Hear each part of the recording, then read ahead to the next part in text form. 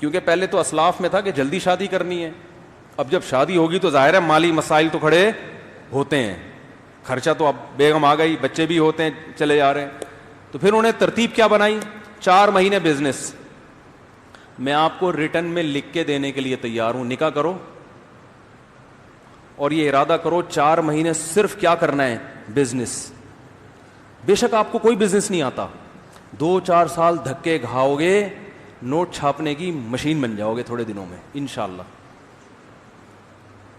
کماؤ پوت جو ہے نا, جس کو جاب کرنے والا کہتے ہیں, یہ ہمارے اسلاف کا طریقہ نہیں ہے. یہ انگریز جب ہندوستان میں آیا اس کو افراد چاہیے تھے, اس کے پاس افراد نہیں تھے نا, تو اس کو ملازمتوں کے لیے بندے چاہیے تھے. انہوں نے ہمیں تجارتوں سے ہٹا کے کہاں لگا دیا, کلرک بنا دیا کسی کو, ٹھیک ہے نا, کسی کو کچھ بنا دیا, کسی کو کچھ بنا, اور 1.5-2 لاکھ کوئی مینیجر بنا دیا. تو اس کو اب مینیجر کا ساری نالج سے فائدہ کون اٹھاتا ہے, وہ جس کی فیکٹری ہے, یہ جس کا بزنس ہے.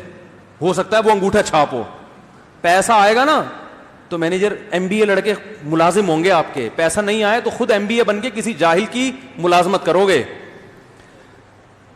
کیا کریں یار, کوئی ڈنڈا منڈا ہونا چاہیے صرف دکھانے کے لیے.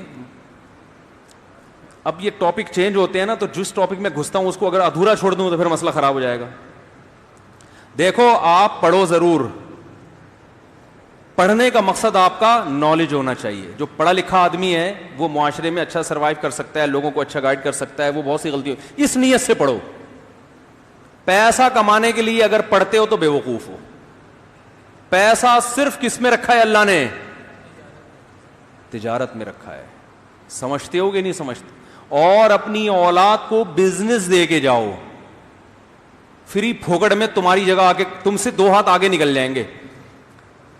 آپ ڈاکٹر بنے, اپنے بچے کو ڈاکٹر بنا کے جاؤ گے نا, تو اس کو اتنی ہی محنت کرنی پڑے گی جتنی آپ نے کی ہے.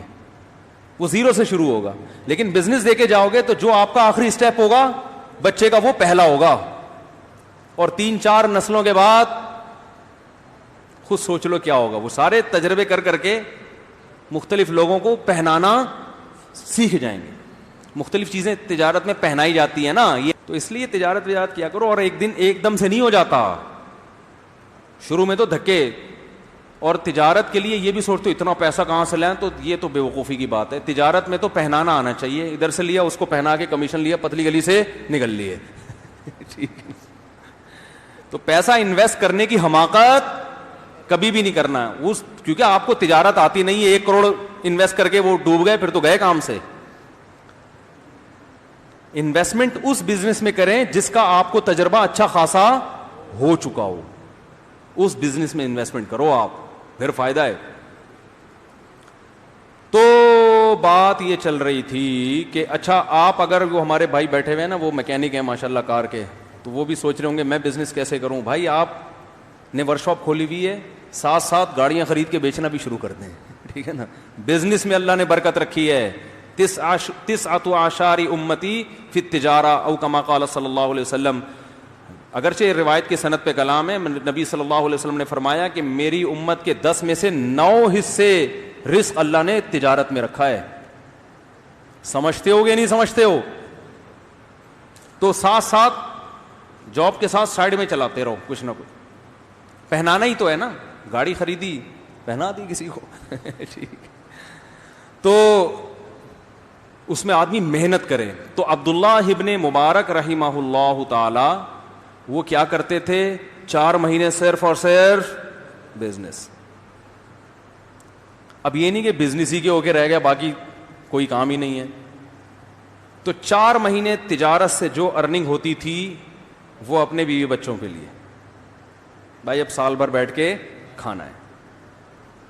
جیسے حج کے موقع پہ بعض لوگ 2 مہینے میں اتنا کما لیتے ہیں کہ باقی 10 مہینے بیٹھ کے کھاتے ہیں. وہ سیزن ہوتے ہیں نا ہر چیز کے. اگلے 4 مہینے وہ جہاد میں گزارتے تھے.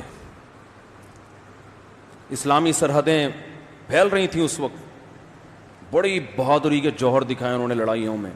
اور مزید 4 مہینے 24 گھنٹے علم. تبھی بہت بڑے محدث بنے, عربی ادب کے بہت بڑے شاعر بنے, اور یہ بچپن سے ابا کی تربیت بھی. ایک شعر کی یاد کرنے پر ابا 1 درہم دیتے تھے ان کو. بچپن میں ابا کہتے تھے, عبداللہ بن مبارک کے جو والد تھے نا, وہ کہتے تھے ایک شعر یاد کر لو 1 درہم. تو بچوں کو اسی طرح ادب سکھایا کریں. ادب سے مراد اردو ادب یا عربی ادب یا انگریزی ادب, کچھ بھی سکھا دیں.